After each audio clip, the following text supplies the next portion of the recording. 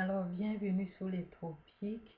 C'est toujours un privilège pour moi de pouvoir me tenir devant la face du Seigneur pour partager sa parole avec toi.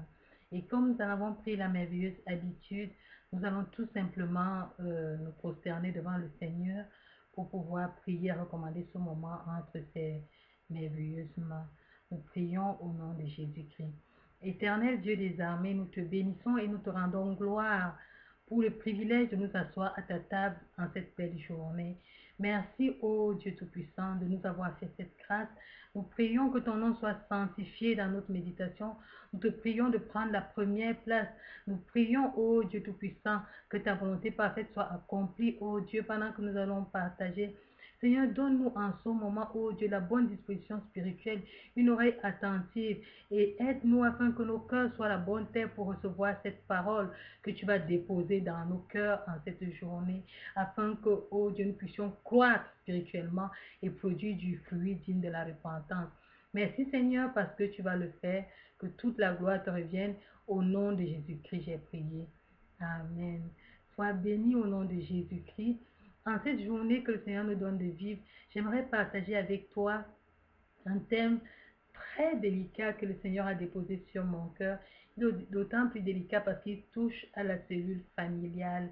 Alors, je l'ai intitulé « Pourquoi méprises-tu ton épouse ?» Pourquoi méprises-tu ton épouse? Le mépris, c'est quoi? Le grec traduit le mépris comme exoténéo. Exo, exoténéo. Alors, ça signifie tout simplement ne pas prendre en compte, mépriser totalement. Ça veut aussi dire ne faire aucun cas. Et cela peut se manifester par des paroles dépréciatives, des attitudes de mépris ou encore des mimiques dégradantes. Une épouse, c'est généralement une femme unie à un homme par les liens sacrés du mariage, dans le cas du mariage chrétien. Donc ici, pourquoi méprises-tu ton épouse? C'est tout simplement le pourquoi s'adresse bien entendu à l'homme qui s'est uni à une femme dans les liens sacrés du mariage, mais qui adopte des attitudes qui dégradent son épouse. Bien, maintenant que nous avons compris notre thème de méditation, nous allons lire le passage qui m'a poussé à écrire cette méditation. Je l'ai tiré du livre de Proverbes chapitre 17 verset 20 qui dit « Un cœur faux ne trouve pas le bonheur et celui dont la langue est perverse tombe dans le malheur. » Un cœur faux ne trouve pas le bonheur et celui dont tombe la langue est perverse, tombe dans le malheur. Il se trouve que lorsque un homme s'unit à une femme, il lui déclare son amour et les deux généralement sont baignés dans cette idylle-là où l'un et l'autre se vouent du respect et se déclarent une flamme. Bien, et puis finalement, il manifeste cela dans le cadre d'une union sacrée, comme pour les chrétiens. Le mariage est généralement béni au milieu de l'assemblée des saints. Alors, on retrouve généralement qu'après ce mariage-là, il se trouve que dans le comportement, lorsqu'on observe la société en général, chacun de nous a peut-être déjà assisté à une dispute d'un couple marié qui se solde par des injures ou une bagarre. Quel que soit le motif, cette attitude ne sied pas dans la société. Mais lorsque ce comportement déplorable traverse les portes du monde et on retrouve ses répliques dans le peuple de Dieu, alors là, la situation devient vraiment grave. Il arrive des fois que l'on assiste au sein des couples chrétiens à des dissensions qui nous brisent le cœur au point de nous demander si particulièrement dans le cas de l'homme, celui-ci aime véritablement sa femme. Ce genre d'attitude avait été réprouvé auparavant par Paul au milieu des chrétiens dans 1 Corinthiens chapitre 3, verset 1 verset à 3. Il est écrit, pour moi, frère, ce n'est pas comme à des hommes spirituels que j'ai pu vous parler, mais comme à des hommes charnels, comme à des enfants en Christ. Je vous ai donné du lait, non de la nourriture solide, car vous ne pouvez pas la supporter et vous ne pouvez pas même à présent parce que vous êtes encore charnel. En effet, puisqu'il y a parmi vous de la jalousie et des disputes, n'êtes-vous pas charnel et ne marchez-vous pas selon l'homme? En continuant la lecture de ces passages du chapitre 1 au chapitre 6 de 1 Corinthiens de 1 Corinthiens, vous trouverez que l'apôtre Paul adresse une série de reproches aux chrétiens face à leur attitude et leur comportement charnel. Et ces reproches-là touchent aussi bien la vie familiale que la vie en société. Et elles touchent aussi la vie de couple. Alors, pour pouvoir mieux comprendre pourquoi je nous parle du mépris que l'homme peut avoir envers sa femme, nous allons rentrer à la base, au commencement. Qu'est-ce qui avait été fait et pourquoi arrivons-nous maintenant à des attitudes de mépris et comment faire pour s'en sortir? Alors, quand nous rentrons dans le livre de Genèse au chapitre 2, verset 18, on voit qu'il y a eu un constat divin qui a été fait. Dieu a dit, l'Éternel Dieu dit, il n'est pas bon que l'homme soit seul, je lui ferai une aide semblable à lui. Vous voyez, donc l'homme vivait dans le jardin, Dieu avait créé, l'homme vivait dans le jardin, mais il se trouve que lorsque Dieu a terminé de créer les animaux et que l'homme avait nommé les animaux, Dieu constate que l'homme se sent seul parce qu'il n'avait pas trouvé une aide qui lui soit semblable. Alors la solution divine que Dieu a adoptée en ce temps-là, c'était de lui faire une aide semblable à lui. Et dans Genèse chapitre 2, verset 21 à 24, il nous est dit, alors l'Éternel Dieu fit tomber un profond sommeil sur l'homme qui s'endormit. Il prit une de ses côtes et referma la chair à sa place. L'Éternel Dieu forma une femme de la côte qu'il avait prise de l'homme et il l'amena vers l'homme. Et l'homme dit, voici cette fois, celle qui est os de mes os et chair de ma chair. On l'appellera femme parce qu'elle a été prise de l'homme.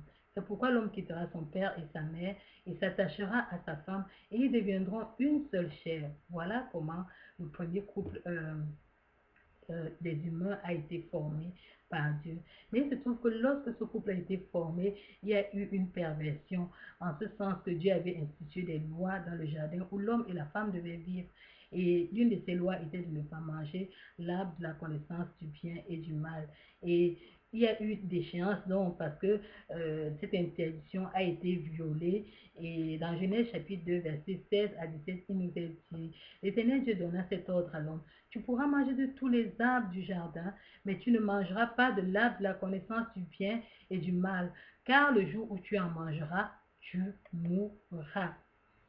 Et dans Genèse chapitre 3, verset 6 à 7, on voit comment la perversion va entrer parce que la femme dit que l'arbre était bon à manger et agréable à la vue et qu'il était précieux pour ouvrir l'intelligence. Elle prit de son fruit et en mangea. Elle en donna aussi à son mari qui était auprès d'elle et il en mangea. Les yeux de l'un et de l'autre s'ouvrirent. Ils connurent qu'ils étaient nus et ayant cousu des feuilles de figuier, ils s'enfirent des ceintures. Donc voilà la première discorde qui va entrer dans la vie familiale de l'homme et de la femme. Et pour restaurer cet état de choses, plusieurs années plus tard, Dieu va instituer une loi pour réglementer la vie de son peuple qui devenait de plus en plus nombreux. Dans le livre d'Exode, Exode chapitre 20, verset 14, il y a particulièrement un verset qui a attiré mon attention. Ce verset dit, tu ne commettras point d'adultère. Et ce verset est plein de significations. Ça veut dire que au milieu du peuple de Dieu, il y avait sûrement de l'adultère, il y avait plein de dépravations en ce qui concerne la vie de couple entre l'homme et la femme.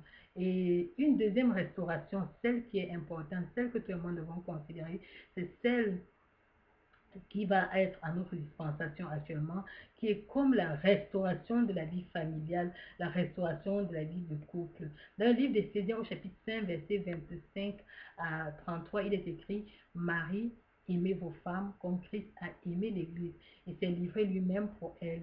J'omets de lire ici la partie où on demande à la femme d'être soumise parce que ce qui nous intéresse ici, c'est par rapport à notre thème où il est écrit euh, que pourquoi un mari méprise son épouse. Donc ici, je vous mets de commencer au départ. Alors, il est écrit au verset 26, afin de la sanctifier par la parole, après l'avoir purifiée par le baptême d'eau, afin de faire paraître devant lui cette église glorieuse, sans tache, ni ride, ni rien de semblable, mais sainte et irrépréhensible.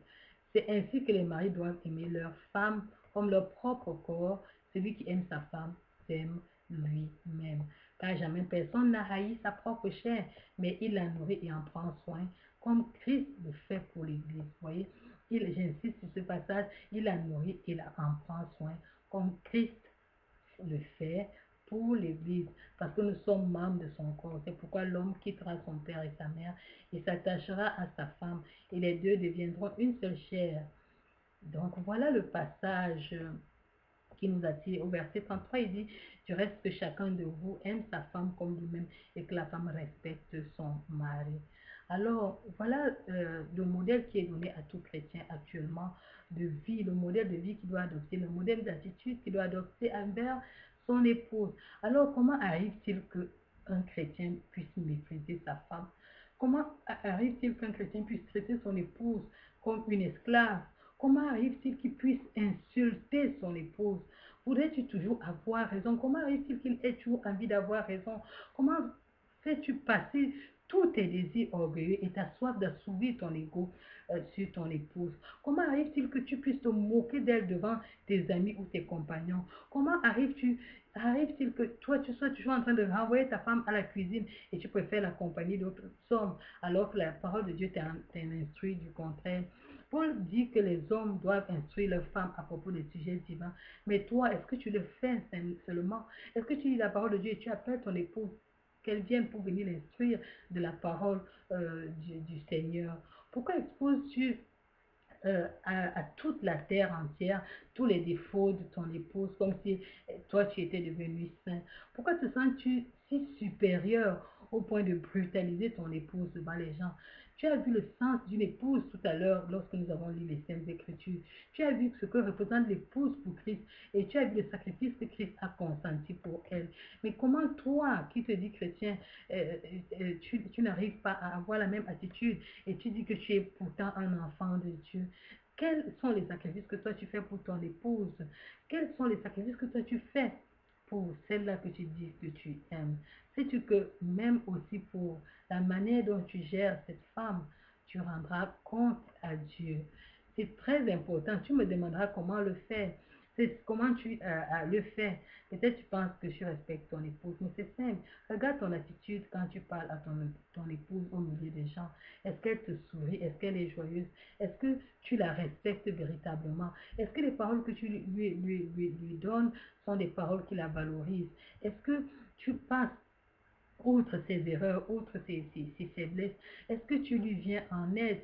Quel est ton désir pour elle? Est-ce que lorsque tu vas t'acheter par exemple une paire de chaussures, tu penses à ton épouse, tu dis, ah, il faut que j'achète ceci à ma femme, vraiment, elle sera heureuse.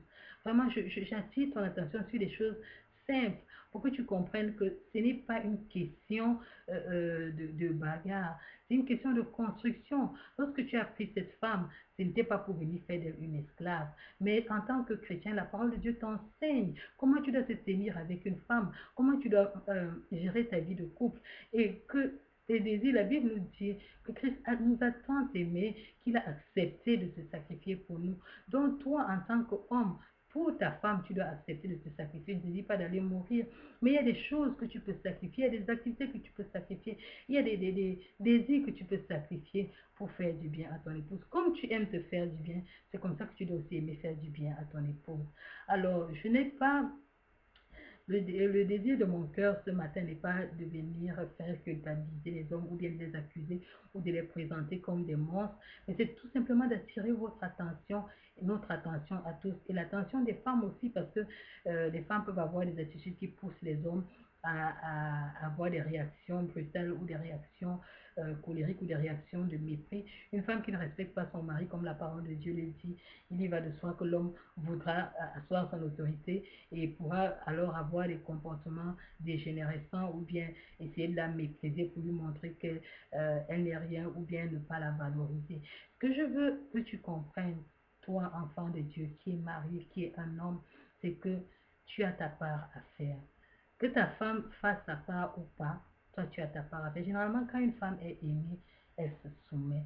Et même si elle ne se soumet pas, je t'encourage à prier pour elle afin qu'elle devienne vraiment une femme soumise. Et je t'encourage, toi qui es femme, à être soumise à ton mari parce que tous les torts ne sont pas toujours donnés à l'homme. La femme ouvre rapidement la bouche et parfois elle a des paroles blessantes qui peuvent pousser un homme à avoir des réactions déraisonnées. Je t'encourage, toi, homme, vraiment à considérer tes voix, à considérer tes actes, à considérer tes paroles, à considérer tes attitudes, que ce ne soit pas seulement même au milieu des gens, même seul lorsque tu es avec ton épouse, tu disais que tu l'as aimée et tu en as pris l'engagement devant les hommes et devant Dieu de faire d'elle une femme. Maintenant qu'elle est ta femme, prends-en soin, protège-la, aime-la comme la parole de Dieu nous demande et sois vraiment un sujet d'allégresse pour elle. Qu'elle soit heureuse de parler de toi, qu'elle soit heureuse d'intercéder pour toi, qu'elle soit heureuse de te respecter parce que tu la couvres d'amour. Couvrir d'amour, ce n'est pas toujours faire des dons matériels ou financiers. Mais couvrir d'amour, c'est prendre soin, c'est aussi donner des conseils, c'est partager la parole de Dieu ensemble, c'est prier ensemble, c'est prendre le temps de l'écouter. C'est vrai, les femmes bavardent beaucoup, mais si dans ton temps, tu sais que c'est la chair de ta chair et tu mets quelques minutes pour l'écouter, ça lui fera du bien. Parce que toute la journée, parfois, il y a des femmes qui ne sortent pas. Elles restent à la maison tous les défis de la maison, elle les porte. Et c'est vers son époux qu'elle va à la fin de journée pour déverser son lot. Alors, si tu n'as pas une oreille attentive pour l'écouter, que voudrais-tu qu'elle fasse? Où voudrais-tu qu'elle aille? J'attire ton attention vraiment. Toi qui avais déjà une attitude de mépris envers ton épouse et tu ne te rendais pas compte, qui prenait le temps à se moquer d'elle, que ce soit au milieu des gens ou bien seul, je te demande de revenir à la normale et au comportement d'un enfant de Dieu, de la respecter. Mais toi qui ne savais pas que ce que tu faisais est mal devant Dieu, je te rappelle que c'est mal devant Dieu et tu dois changer d'attitude. Respecte ton épouse parce que tu auras à rendre compte aussi de ton attitude devant le Seigneur. Voilà ce que je voulais te dire en cette journée. Vraiment, je bénis Dieu pour tous les couples chrétiens et je bénis Dieu pour ceux-là qui combattent le bon combat de la foi. Et ceux-là qui sont dans la faiblesse, vraiment, je vous encourage ce matin à remettre les choses en ordre dans votre vie de foyer et à vous redéclarer vos flammes, pourquoi pas. C'est toujours bien de se réengager, c'est toujours bien de renouveler son alliance devant Dieu et devant les hommes. Que mon Dieu vous bénisse. Ne méprise pas ton épouse. La parole de Dieu dit que c'est la chair de ta chair. La parole de Dieu dit qu'elle est une aide semblable à toi. Semblable avec toi, ça veut dire qu'elle est comme toi. Elle a aussi des faiblesses comme toi. Peut-être ses faiblesses ne sont pas comme les tiennes. Peut-être ses faiblesses sont plus fortes que les tiennes. Alors prie pour elle. Assurément, Dieu t'exaucera. Mon Dieu te bénisse de tout cœur. Et mon encouragement pour toi en cette journée, pourquoi ne pas dire je t'aime à ton épouse? Et pourquoi ne pas essayer de bâtir sur un nouveau fondement? Sois béni au nom de Jésus-Christ. Nous allons prier. Éternel Dieu des armées, merci pour cette merveilleuse parole, oh Dieu. Tu es vraiment un Dieu d'amour et tu aimes la vie de couple. La preuve, c'est que c'est toi qui as créé le premier couple dans le jardin d'Éden. Je viens te recommander tous les couples, chrétiens ou non, ô Seigneur Dieu Tout-Puissant, qui m'écouteront, afin que tu apportes la restauration dans leur vie de couple, particulièrement en ce qui concerne les maris qui ne savent pas gérer, oh Dieu, leur vie de couple et ne savent pas gérer leurs épouses. Je te supplie, oh Dieu, de les bénir. Je te supplie, oh Dieu, d'apporter la restauration. Enseigne-leur ta parole. Enseigne-leur, oh Dieu, le mystère du mariage. Enseigne-leur, oh Seigneur, qu'est-ce que c'est que être la chair de ta chair.